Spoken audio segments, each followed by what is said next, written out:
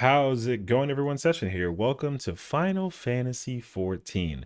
Now, of course, with the producer of Love Letter number 90, I can't believe we've made this far already, on the horizon coming up to us next Wednesday, December 5th, we also got ourselves the Into the Mist patch special site released as well for us to give us a little bit more information as to what's to come with the patch coming out to us live in full December 16th. And I can't tell you enough that this patch cannot come sooner enough because honestly, it's it's looking like it's going to be one of the best patches ever released for a lot of reasons, and we're going to have to just wait and see what entails to that because we've been waiting so long for this patch. I think it feels like it's been forever, but only a few more weeks now between the release of part 2 Love Letter, get a lot more information on what's to come, and of course that full-on patch notes and also everything that we've been waiting for.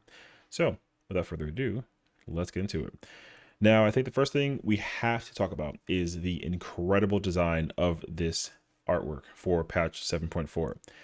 A lot of folks have been theorizing a lot, I may say, about what this artwork may entail, because of course there are lots of questions to have, right? Obviously, it's very much focused on the raid tier itself with the heavyweight right around the horizon, and people are already trying to figure out exactly what we might be seeing with this patch in mind.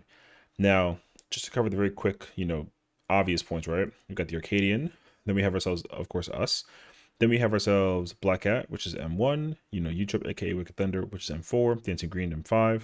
Here we have Hector, the Go M3 and M7, Howling Blade, Sugar Riot for M6, M8, right? And then, of course, we have M2, which only leaves us now the last 4 fights. Now, there's been the lingering question of exactly like what's going on, right? Now, I think what's really important to note is that all of the regulators are all red, and his regulator is obviously hidden, which kind of begs a question, of course. So we'll see kind of what we might be expecting. But, of course, with every raid tier, we've had 4 fights that are back to back to back to back, right? Now, the thing is that normally it would at least keep the 4th and final boss like hidden away between like who we're going up against and whatnot, right? So it's interesting because we actually have 4 new people, right? We have this guy, this Ellison girl, and then of course the Ellison guy up here who is absolutely the champion. Now, I think people have been theorizing the idea that we're going to be seeing a tag team scenario. People are thinking, something in the nature of like Black Cat and us versus these 2 guys, or Black Cat and Wicked Thunder versus those 2 guys, something of the nature. Not entirely sure, but I mean, if I had to put my 2 cents on it, I definitely think it's just us and the both of them together. I don't think that it is, without a doubt, that we will be seeing 2 of these 3 folks together in battle. Now, it's kind of hard to tell for sure though, because obviously, like, it could be the combination of any of the 3. But I think what's also really important is to figure out what souls are they going to be using in terms of going into combat with us. Now, if we get a bit of a zoomed in perspective, just like a little bit, it's pretty quick to see that, this guy kind of resembles Titan in my mindset. And then because like the yellow and the shirtless, and then like the very like just style of his appearance kind of gives me like Titan soul vibes. The Viera, actually, I have no idea. When I thought about it in my head, I thought that the 2 ears, like kind of like folding over, gave me like, like a twin snakes kind of vibe, which made me think about like Leviathan from like Eden tier, because Eden Leviathan, or Sin Leviathan rather, had twin heads, right? So part of me was thinking that it was going to lean towards like that kind of direction. So I feel like that might be a little bit of like what we might be looking at. But I don't know. It's also pretty quick to think that these 2 are the guys that are going to be tag teaming up against us in one of the first 2 fights. So we'll see. And then of course we have the Ellison. The red hair kind of indicates fire in my mind, kind of similar to like what we saw with like Blue Bomber. But I don't actually know for sure. People were trying to think that she's going to have the soul of like a succubus, which I feel like that's tricky because in my mind, like succubus are void sent, and I don't expect void sent to be like a thing that's like noted heavily in the like solution that area. I mean, it's possible, but I don't think that like a void sent was like an option. So we'll see. I had my mind set towards like a dragon, but the thing is like dragons are tough because if it's like Bahamut, for example, Bahamut would be kind of crazy because like that's an elder primal. I mean, like I don't know how quickly or how easily we can have an elder primal be taken over as a feral soul for like a transformation in a Arcadian boss battle, so it's kind of unclear. But her armor very much says like Dragoon to me, kind of. Um, but it's too soon to know for sure. But I mean, we'll see. Also, one of the arenas has Reaper sights as like a backdrop accessory for the arena itself too. So I mean, at least one of these people has to be using a Reaper sight as their primary weapon, you know. So I think it's actually the champion that like getting that appeal. But the champion's armor, I don't think it's actually like actually I think it is like maiming base. So that's why I was kind of on the fence of him actually being the person who has like scythe as weapon. But it's too soon to know for sure. Anywho, so I think ideally the between these three, two of them will be used in attack scheme formation, probably like the M9 fight or an M10, like we'll see. Then of course, whichever one is not the combination, we fight the other person. Then champion, of course, has to be 11. I mean, assuming this is how the operation works, because like a lot of folks are predicting that Matem is the person that we're going to be secretly fighting, which would be kind of interesting. I actually don't think so, but it's also kind of hard to deny the evidence that it is potentially him. So we'll see. And then the one thing that people are paying attention to is this knight character here. I wasn't really under the immediate impression that the knight was actually a secret, like, you know, masked character who's involved in any way, because I don't know, it doesn't really make a lot of sense to me. But I figured it was just like part of the logo. But it is also possible that they are actually, you know, the president in disguise or something of that nature. So we'll find out more. But like, of course, we'll see. All in all, though, this patch's art is incredibly fire. I really, really like it, and I'm definitely looking forward to seeing how the story unfolds. I think my only hope too is that like there is actually a secret purpose behind Eutrope's whole design behind like preventing psychonecrosis, right? Because you know the Arcadian is all about like you know telling like the story of like the characters behind their persona and like the souls that they use for combat, and obviously it's about like giving a big show, which is great. But it'd be pretty bad if the whole thing was actually a show from the beginning and like this whole thing was for like nothing. I don't really think so though, because the way how the story is kind of like portraying itself, like I think that we had that idea for like a bit, but then it kind of got serious when Brute died in abominated form, right? But it's kind of hard to know for sure. So I don't think that I'm not under the impression that all of this whole thing is like a show since the beginning. I think that there is actually like a secret like process going on with the president's power in mind. It kind of reminded me a little bit of I don't know if you guys play Resident Evil, but there's like a chief officer who like runs the police station basically, and he had like ulterior motives since the beginning. So kind of was like that in my mind for like a bit, but I mean, completely different video game by the way. But either way, so I think that like whatever the president's intentions is to prevent psychonecrosis and perfecting soul extraction, so that he can basically harvest like everything and be like all powerful. Which then makes me wonder like where has he been the entire time? So honestly, I don't know. But anyways, there's the art. Now, of course, going into the story, though sight be clouded, the spirit never wavers is an interesting, you know, description of text for us to follow suit to. So kind of taking a couple of like peeks at the screenshots here. Looks like we're back in living memory. There is the announcer through the blimp. I mean, we'll see kind of what that entails, right? Then there's us looking back into the missile terminal. This is a city, it looks like. I'm wondering if it's true, but I'm not too sure, actually. I don't know. But it looks like to me we go back into one of the terminals, and there is something like of memory there. So there's that. Of course, there is a Lalafell who's here using a device. We don't know who the character is. I see little Kryle's hand right here, so you know there's that at least happening. Which, speaking of for Kryle's sake, I feel like her story was never fully fleshed out in terms of the Dawntrail like showcase, you know, throughout the entire patches, because obviously part of the expansion was to figure out Kryle's like origins, which we got like a glimpse of it right through Alexandria, which is great. However, I think at the same time there's still unanswered questions, and you know, because she was perceived as like the main character of the expansion next to Wuklamat, as well as the rest of the Scions kind of having their reasons for being here. It makes me wonder like if her purpose is still filled, or still like something to be like determined, you know what I mean? Because then these guys are obviously here for a reason. Again, it's unclear as to why. They have the Ever Seeker like chess piece. That's the Gathering chess piece, which is no longer going to be Gathering because it's going to be universal, which is cool. But I'm wondering if this plays a part into it as well. I'm not entirely sure, but they're both here in the city as well with the rest of us too. So I'm sure that there's something that we've got to figure out about it. So there's that. And of course, Cryo retains the Pictomancer weapons out there for a reason. So I'm sure that she also has some type of purpose she has to fulfill while being in this city. And so to read the text, the machinations of Callus and preservation have been thwarted, releasing Alexandria from the thrones of chaos. As the nation's people begin to move forward, so too must Aware of Light's companions. And for Cryo, this means turning to face the question that has trailed her like a second shadow through her once foreign homeland. Okay, so yeah, I guess the thing is very simple that like Cryo's story is still unfinished, and essentially there's a lingering question that I guess has been going on for a while, which I think also makes a lot of sense because I think a lot of the things that she's been doing has been making a lot of sense to at least like unravel like the origins of where she's from. But there's still questions we don't understand, right? Like we know that like the parents had forced Cryo away from the events that had occurred here, but we still don't really know like the full intentions. There is story that kind of expands on it like a little bit. If you do the Aloe Island quest line, which I will need to refresh on that, but that does explain it to a degree. So that'll be helpful to go through if you wanted to get like further context as to like what's going on here. At least with her parents in mind, so we can definitely take that into account in the future. So we'll see.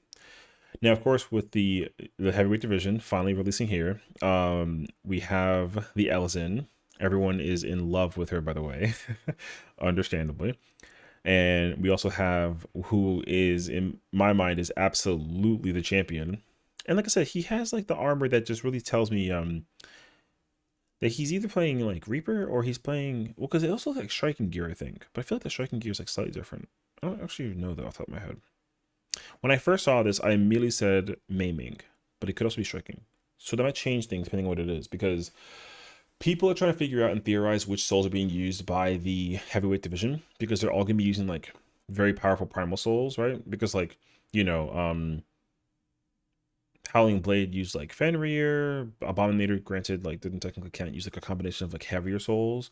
Um Sugar Riot used like a pudding, and then like Dancing Grade used like a frog. So, and the thing is that Eutrope used Ixion when she was part of the heavyweight tier division, and then she got bumped down to light heavyweight, right? So it's only assumed at this point that they're all gonna be using higher level souls that are much, much more dangerous in the primal world. So you might expect like your Leviathans, your Titans, your Shivas, your Ifrits, right? So in my mind, um, I don't again, I'm still on the fence about like Bahamut being um like used as one of the souls. I think it's possible, but then I wouldn't actually understand how they acquired it. Is my thought process at least. So there's that. Um, but people are thinking that she's got either like succubus or like dragon armor. I'm so on the fence of dragon. For him, okay, so depending on his armor, again, the problem is that like the whole like glam restriction thing is kind of opening, maybe I'm like overthinking it, but in my mind, if he's wearing this armor and it pertains to the job that he's playing, then I would say Scythe, which means that he's like a maiming person, which also indicates like the dragoon. So he could be like a dragon soul person too, which would be too many because it's her too. But if he's like a striker instead, he could be using samurai weapon, which is what is in my mind as well. And then his soul will be Odin. People are heavily theorizing that Odin's soul is going to be used as a conduit for the boss battles that we're going to encounter, either with the champion or like somewhere in the nature. So we'll see. Now, I think what also makes sense is that one of the key points about the Arcadian in general is obviously the use of Electrope. And I'm under the impression that a lot of the souls could probably be combined into one and then just be absorbed as so, which then might form some kind of like Elder Primal, but I'm not entirely too sure. So it's kind of hard to really determine like exactly what souls are using being which by whom, but I didn't really get the immediate idea of it either when we went through the other patch notes as well as the live letter. So it'll be pretty tough to know for sure until we actually visually get like a sense of it. So we'll find out. But with that being said, the text here says, with the Cruiserweight division conquered, the unstoppable upstart now rises into the fearsome heights of the heavyweight tier. The threat of psychonecrosis ever looms, and to claim its cure, you must seize the Grand Champion's crown and make your rightful ascension. So we'll see how that pertains in that storyline. And I'm really wondering like what the cliffhanger, like the whoa moment is going to be, because we definitely have been like wondering for a while, like what's going on. Because remember, like, um, Eutrope and Black Cat's little sister has been kidnapped by the president, which is crazy actually. And and of course, like, um, Howling Blade is not cool with the fact that that's a problem as well, because obviously he was not under the immediate impression, even though he was dedicated to the Arcadian. So we'll see. Okay. Now, of course, we have Mistwake, the new dungeon. So, as adventures make paths for journeys new, the Warrior of Light Cry and her companions descend into the long lost shrouded in mist and mystery. Now, this definitely looks like an underground facility that's happening on top of some type of city, and this makes sense too. So, I feel like we start actually in the underground, make our way upward, and realize where we are, and start navigating through here. And that thing looks insanely dangerous. I've never seen like a lightning unicorn horse like that. That thing looks crazy, actually. Huh. Well, I mean, considering though, I mean, that looks kind of crazy. I like the look of this. Though. This looks fire. And then of course we have ourselves the official dungeon gear. Now, I mean, I've already seen what everyone's been saying on the internet. The dungeon gear looks incredible, if I just may say so myself. Like, I'm actually really excited to go into this dungeon as well and farm a lot of these pieces. I don't expect any of these to be glammable with dye included, which is fine because the color's really cool. But also, I had a realization that, like, because of the restriction being removed, I don't immediately know which ones are tied to which. Like, part of me thinking like this is tank. Um, I'm thinking like either scouting because of the like the face veil. I'm thinking like caster, but this could also be caster. Striking somewhere in here. Like, I actually have no idea. It's kind of hard for me to like immediately look at this and tell you the answer. But the thing is, like, at the end of the day, I'm really excited for all this armor because I can wear it with any job that I want to. So like, it doesn't actually matter. Now that being said, though, trying to think about the item level for this actually. Like 750, maybe 55. I don't actually know the number, but it should be like a decent bump up as well for getting gear and like catching up item level wise. So none of it would be like the most relevant, I would say, but it'd definitely be kind of cool to go after these pieces. So I'm looking forward to that, honestly. So yeah, this gear looks incredible. So they did a great job this time around. So I'm looking forward to going on the grind and catching all these. So we'll see. And then we have Hell on Rails. What a trial name. And of course, we got a bigger image, better image as well. Looks like it's, again, it's Doom Train, and it's actually, it almost I mean, it's obviously like a bio organic like looking train in comparison to like the Phantom Train, and it's definitely like harnessing like a whole lot of electrope in the back half of its on the platforms that it's supposed to be holding. So I'm assuming that we're going to be kind of in the front. I can tell kind of by the image that's what it looks like as well. I don't know if we're going to like go on top of Doom Train. That'd be pretty curious. But my theory behind Hell on Rails. So I actually had a theory, or I predicted that when the live loader actually showcased itself, that it was going to be um like Doom Train. The only reason why is because in okay, so two things. One, in Heritage Found, there's obviously like a transport system that they have with like those bikes, but there wasn't like a mass transportation system that's ever really like showcased itself throughout the whole entire area. And considering which objects would actually oh, there's a platform. Okay, cool. That's fire. Uh considering which platforms like or methods of transportation would be like most effective, I figured that like something electrical would make sense, but it can't be airborne because obviously like all the storms. So a grounded vehicle made a lot of sense to me. And then I thought like, oh, it has to be like a train. But it makes sense though because like we use the train to access the area in the first place. Which then makes me wonder if the train that we I wonder if those two trains are like connected at all. They can't be that because like we use one for like an explosion thing and like a return situation. But like I actually don't know. So I thought in my mind that the Doom train was a form of transportation. But the problem though is that it's got a face and it's ugly and it looks like it's very like menacing and creepy, right? So probably more so like a weapon than some method of like standard transportation. But I'm not too sure what their story may entail for it though. So with a crack like thunder and the hellacious howl of metal, an unholy locomotive hurtles down the track, and the only warrior of light stands in its way. See, so, hmm, in my mind, it can be doing either one of two things. One, it's trying to escape out into the wild. Like outside, it's trying to like leave the ninth and actually exit back into where Shaloni area is, which would be pretty interesting if that's actually like the objective. Not entirely sure. Or there is something that's being contained in the ship, or like in the cargo, for example, and we're basically just trying to stop it from doing something in the actual current area that it's in, because maybe it's like channeling some kind of energy that's like not happening. I don't know. It's not too easy to know for sure. So like we'll kind of see, but it looks really really fun. So I'm looking forward to it. Next, we have Tsukuyomi's Pain, the Unreal. Definitely a much more challenging Unreal by comparison to the ones we've had in the past. So just FYI, this fight is going to be challenging. I'm already expecting guides to be on the horizon for this, so we shall see. But just know that like this fight is hard. Um, Granted, this fight came out before Seiryu and Suzaku, I believe, right? Because it was the the post MSQ one, right? So um, despite that though, this trial was challenging. I mean, Shinryu was insanely hard, but this fight definitely threw punches as well. So definitely be careful because this fight is going to pose a challenge one way or another. You're not going to be able to have like an easy walk in the park, assuming that they don't balance it. Because I'm not really under the immediate impression that the previous patches of trials we've had from the Unreals have actually been, you know, fully like rebalanced for DPS purposes. So I do expect DPS check for this fight to be challenging, not only because of the fight itself, but because mechanically as well, it will be difficult to execute and maintain like full uptime, all things considered. So we'll see. But I love this trial. This trial was so much fun. It was so challenging and so chaotic. It was like such a good trial too. So I'm looking forward to it.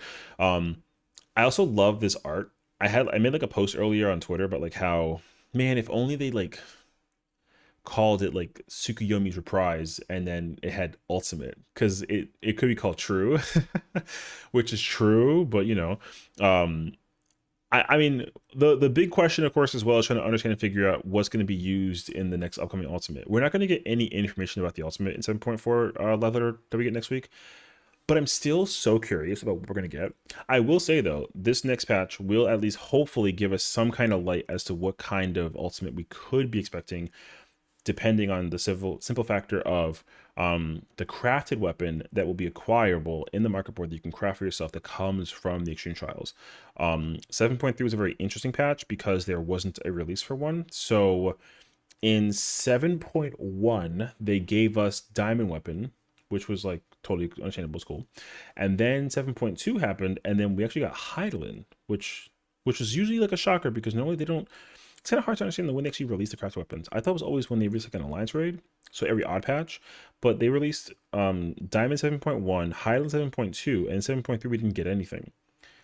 So I'm wondering if we get something 7.4. Now, depending on what they pick for 7.4 may actually determine what will be used in the 7.5 Ultimate. Because my heavy theory right now is that it's going to be a Shadowbringers story ultimate that involves Hades and the Warrior of Light, and you know they kind of fuse and become the Warrior of Darkness, something like that, right? But the thing is that the Warrior of Light's weapons, the trial weapons that you get from Sea Sacrifice Extreme, do not have any recognition in the market board. There's no crafted version. There's just like the plain regular version, which exists, right?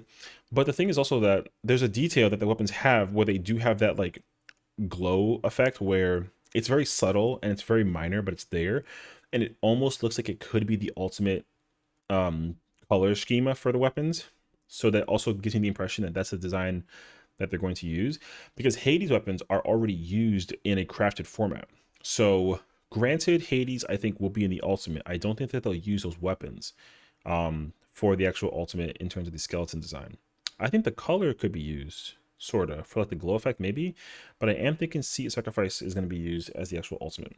You know, I'm thinking like they might follow like a similar flow where it's like the dungeon thing. You go with like Amarat and then like you fight Hades. Hades is like a moment and then like, you know, turns into like the, you know, the armor thing that he turns into for the moment. You fight like Warrior of Light. Then he has like his moment and then he's like, oh my god, it cannot be. And then like, you know, you get snapped back into reality. He summons all the warriors, but then like the puzzle could be trying to turn them into darkness so that he absorbs darkness instead and is Warrior of Darkness kind of thing. You know what I mean? So I mean like we'll see. It's too soon to tell. So I'm not so sure. But people are also under the impression that it's going to be just they're skipping straight to Pandemonium, which I don't know. I feel like that's weird. I only say that because in my mind, historically, they've been trying to have a point 0.1 and point 0.5 ultimate for the longest time, and I feel like they actually prefer the canonicity release of having the first ultimate be the raid ultimate, which is what Fru is, and then the second ultimate being story based. Because the story based ultimate, I feel like should be the challenging one, like more so than the raid version. And on top of that, the story behind the what if scenario for the ultimate being told should actually be more expanded upon and actually provide you with that like cinematic like explanation of what's being told in the story. So I think that Fru just gave you a story point that made sense, but I feel like DSR storytelling was incredible, right? They had like a really great mechanic into it, and so I'm expecting a similar idea with the 7.5 Ultimates if it's story based. Otherwise, I'm not too sure. So we'll see. But I don't have like an immediate idea. I mean, I think people are also wondering like what we're going to be getting because right, the cycles have been kind of broken for a minute. So we're either going to get the Shadowbringers Ultimate for story, Endwalker Raid, which I don't think is the one that I mean, I don't really care which one I get. I just want confirmation like which one it is. So like I'm like not really too particular about which one the ultimates are going to become. As long as the ultimate's like well designed and it's like a good story, has like good mechanics. So that's how I feel. But yeah, either Shadowbringer story, Endwalker raid story, or they do like a whole entirely different ultimate and it has nothing to do with Shadowbringer story or Endwalker raid story, which would be very shocking. Like a whole another boss. I mean, I have been saying that I've wanted like a Tonberry to be the ultimate for like a while because that can go kind of hard, or like the war of the chocobos or something like that. But I mean, again, I'm over here overanalyzing it, so we'll see. Anywho, and then here's your full list of all the things new coming to patch 7.4. So we got the main scenario Into the Mist, we got the new Raid Dungeon Heavyweight tier, we got the Variant Dungeon, which is also gonna be very cool. I'm really hoping that what they're doing with the Variant Dungeon is going to be very effective for not just the simple place of the player getting into the dungeon, but also for the sake of what we're going to be seeing going into the entire raid tier. Because they have an opportunity right now with this upcoming patch to essentially have the variant dungeon provide horizontal gear progression for all the roles outside of just tomes and doing the savage and like normal raids, right? Because they've been discussing a lot recently, especially in interviews, how they're trying to do like a second rebirth and like a completely new revamp, of the way in which the game is being developed, right? So I think a lot of their formulas have been kind of losing its luster over the course of time, which makes sense. So I'm hoping that the variant dungeon is actually one of the prime examples where they showcase to you the differences that they're trying to incorporate with how you can progress in the game, regardless of your playstyle. Because being, a raider or a non-raider, will still at least offer an opportunity for you to enjoy variant dungeons, right? Because now we have, normal variant dungeon, advanced, and then Criterion. It seems like they're done with Criterion Savage, which like we'll see. Right. So there's a lot of things that we're going to be seeing that's different from like our usual release of history patches. So we'll find out more as we get into it, right? Then of course there's the dungeon, the new trial, the Unreal, the new frontline campaign, of course, which looks really really cool. It's a weather-based type of PvP mode, so I'm really curious to see how that'll pan out. Um, I'm very excited to see that they're actually making like a Dawn Trail based PvP mode. I think that's really cool, and I hope that it's a lot of fun. So we'll definitely get more information on that come the live letter in next Friday. And of course, the update, new phantom jobs. I'm assuming there's like a cap increase maybe for some of the levels as well for some of those jobs. More abilities to come, and then of course we'll get the finale come 7.5. Then we have the enhanced weapon quests for Phantom Weapons Relic, which is really cool and also exciting. They won't be best in slot for anything in particular for the current patch upcoming, but they should be really good for the Futures Rewritten Ultimate. Most likely, when those come out, you'll be able to put away your current ulti weapons and then just use the relics as a placeholder, which is fine. I mean, for certain roles, of course, it'll depend. And what else? You might be able to put away Manderville relics as well. I don't think you'll need Manderville anymore either if the Phantom weapons. It depends on what they do though, because if they're like Manderville styled, where you can pick two stats and they give you like a full-on primary number and like a tertiary stat where it gives you less, but it's still like a decent chunk, then they'll definitely be replacing Manderville. I highly doubt they will be Baja based, where you can actually customize numerically the stat points in particular to what's available for the job. Because realistically, if they do that, then the Phantom weapons will have double the stat points than the Baja relics, and that'll be very broken, especially for those like legacy ultimates. But again, we shall see.